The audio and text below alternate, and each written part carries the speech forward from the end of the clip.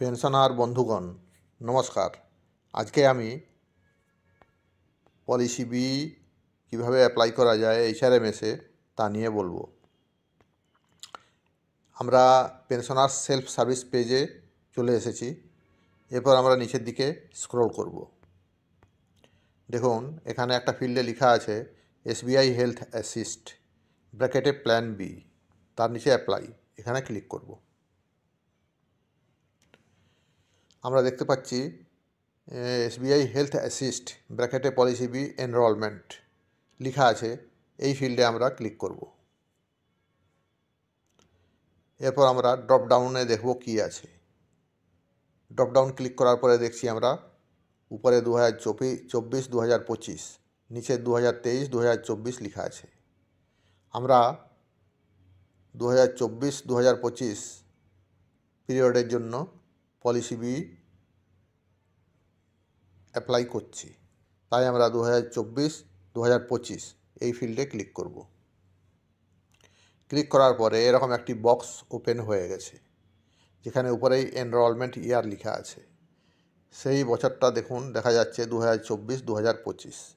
তার নিচে প্রসিড আছে, প্রসিডে আমরা ক্লিক করব। প্রসিডে ক্লিক করার পরে এরকম একটি উইন্ডো খুলে যাচ্ছে, যেখানে উপরেই আপনার পেনশন পেইং ব্রাঞ্চের ব্রাঞ্চ কোড, তার নিচে নাম, তার নিচে জোনাল অফিসের নাম লেখা আছে, তার নিচে ক্যাটাগরি আছে, যেখানে আমরা ক্লিক করে ড্রপ ডাউনে দেখব কী আছে। প্রথমেই আছে যে এসবিআই রিটায়ারিজ, এখানে আমরা ক্লিক করব। ক্লিক করলে ওটা ওখানে ফিল আপ হয়ে যাচ্ছে। আবার আমরা দেখি ড্রপ ডাউনে যারা existing member SBI health care অথবা পলিসি বি এর অথবা পলিসি ই এর, তারা এইখানে এই ফিল্ড যেখানে existing members of SBI health care oblique policy A লেখা আছে, এখানে আমরা ক্লিক করব। তাহলে ওইটা ওখানে ফিল আপ হয়ে যাবে। যারা নতুন রিটায়ার করেছেন তারা SBI retirees on completion of pensionable service, এখানে ক্লিক করবেন। ফ্যামিলি পেনশনার যারা আছেন তারা old retirees oblique surviving spouses oblique family pensioner, এখানে ক্লিক করবেন। যারা নর্মালি রিটায়ার করেননি অথবা ব্যাংক থেকে যাদেরকে রিমুভ করা হয়েছে, তারা pensioners removed from service and receiving pension, এইখানে ক্লিক করবেন।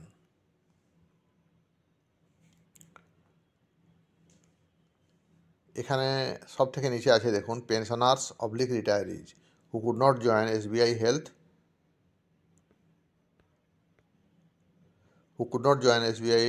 হেলথ পলিসি, এইরকম একটা কিছু আছে এখানে, এটা আমাদের দেখে নিতে হবে।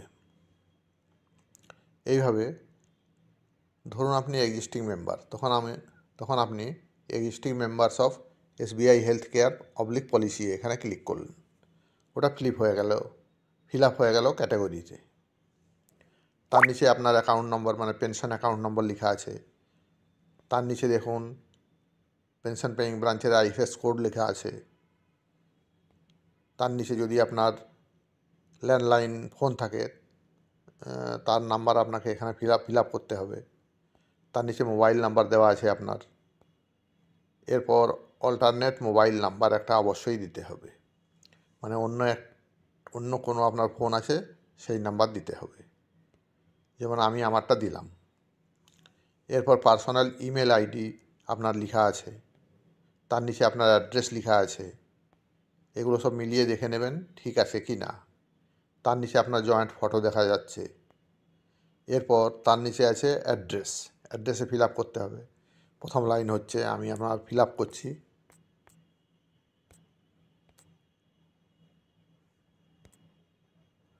শুভঙ্কর সরণি, তার নিচে প্রতাপ বাগান, তার নিচে ল্যান্ডমার্ক দিতে হবে।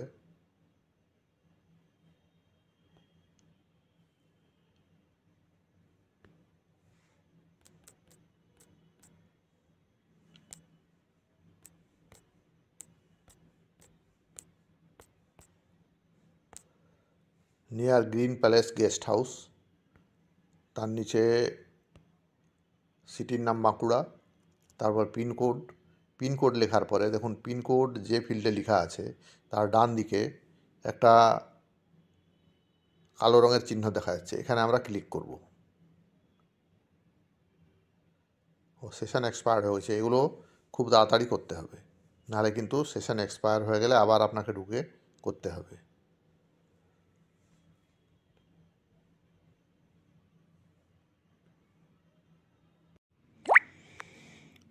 আমি আবার HRMS-এ লগ ইন করছি।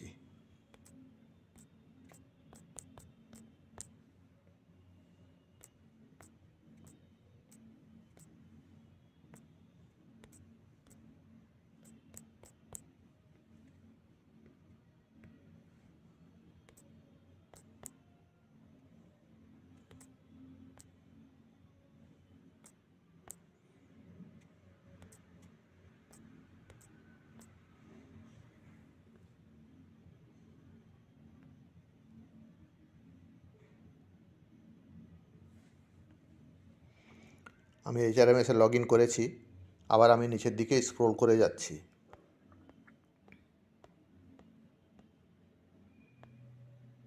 এখন আমি SBI health assist plan B apply এই ফিল্ডে ক্লিক করলাম।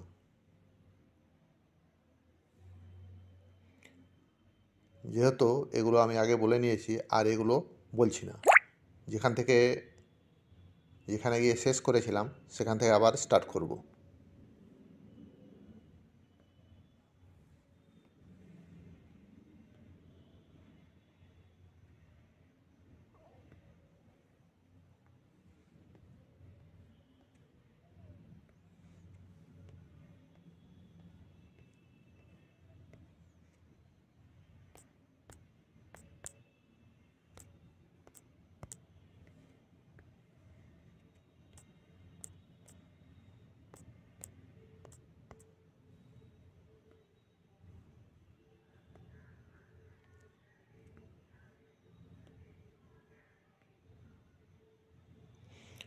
দেখুন, যেখানে পিনকোড লেখা আছে তার ডান দিকে যে কালো রঙের চিহ্নটি আছে সেখানে ক্লিক করা মাত্র নিচের ফিল্ডগুলো নিজে থেকেই ফিল আপ হয়ে গেল, যেমন ওয়েস্ট বেঙ্গল, বাঁকুড়া, ইন্ডিয়া।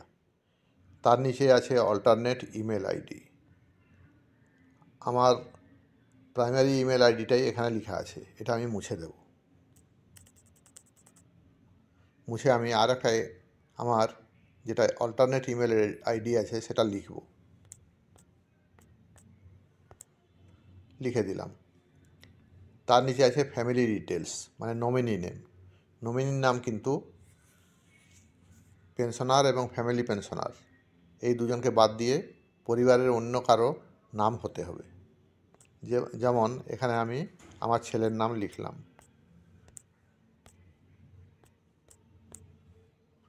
এরপর রিলেশন হবে সান এখানে। তার নিচে দেখুন ডান দিকে নেক্সট আছে, এরপর আমি নেক্সটে ক্লিক করলাম। নেক্সটে ক্লিক করার পরে এরপর যে ফিল্ড আমরা দেখতে পাচ্ছি সেখানে দেখুন লেখা আছে সিলেক্ট বেস প্ল্যান, মানে এখানে পলিসি বিয়ের বেস প্ল্যানটা আমাকে সিলেক্ট করতে হবে। আমরা ড্রপডাউনে যাই, বেস প্ল্যান এ এবং প্ল্যান বি। বেস প্ল্যান দুটো আছে, 3 লাখ টাকা সাম অ্যাসিওর আর 5 লাখ টাকা সাম অ্যাসিওর। বেশিরভাগ পেনশনার 3 লাখ টাকা সাম অ্যাসিওরটা অ্যাপ্লাই করেন। আমিও এখানে 3 লাখ টাকা যে সাম অ্যাসিওর আছে প্ল্যানে ওইটা সিলেক্ট করছি।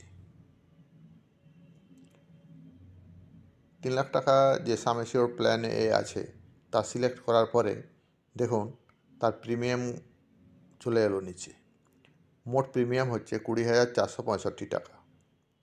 এটি ভাগ করা আছে 17,343 বেস প্রিমিয়াম, তারপর আছে জিএসটি 18%, 3,121 টাকা 74 পয়সা, টোটাল হচ্ছে 20,465 টাকা। এটা আমাকে বেস প্ল্যানের জন্য দিতে হবে এই টাকাটি। তার নিচে দেখুন আছে super top up. Super top up আমি এমনিতেই পেয়ে যাব 6 লাখ টাকা সাম অ্যাসিওর। এর প্রিমিয়ামটা ব্যাংক দেবে। তার নিচে আছে select additional super top up plan. আমি এখানে ক্লিক করব, এই যে ফাঁকা ফিল্ড দেখা যাচ্ছে এখানে ক্লিক করলাম, এখানে ড্রপ ডাউন আছে।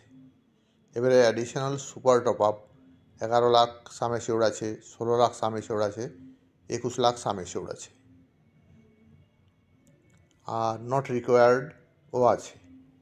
তো অ্যাডিশনাল সুপার টপ আপ নিয়ে রাখলে অনেকটা আমরা কভার পেয়ে যাই, তাই আমি এখানে ম্যাক্সিমামটাই সিলেক্ট করলাম, 21 লাখ।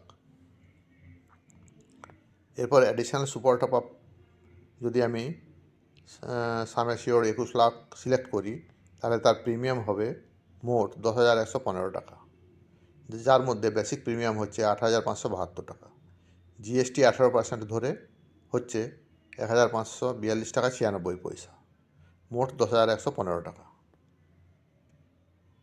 ক্রিটিক্যাল ইলনেস প্ল্যান, এটা সাধারণত যার দরকার হবে তারা নেবে। আমি এটা ফিল আপ করছি না এখন, তবে আমাকে ড্রপডাউন থেকে নট রিকোয়ার্ড দিতে হবে, নট অ্যাপ্লিকেবল। ড্রপডাউনে গেলাম, নট অ্যাপ্লিকেবল দিয়ে দিলাম, তাহলে সব 0 চলে এলো। তারপরে দেখুন এখানে আছে ই ফার্মেসি ভেন্ডর। এই বছর থেকে আমাদের 4টে অল্টারনেটিভ দেওয়া আছে, মানে 4টে ভেন্ডারের মধ্যে আমরা যে কোনো একটা সিলেক্ট করতে পারি। কিন্তু যখন আমরা একটা সিলেক্ট করে নেব তখন আর আমরা চেঞ্জ করতে পারবো না। মানে সিলেক্ট করে যদি আমরা প্রিমিয়াম পেমেন্ট করে দিই, তা আর সাবমিট হয়ে যায় অ্যাপ্লিকেশান, তারপরে আমরা ওই ভেন্ডার আর চেঞ্জ করতে পারবো না।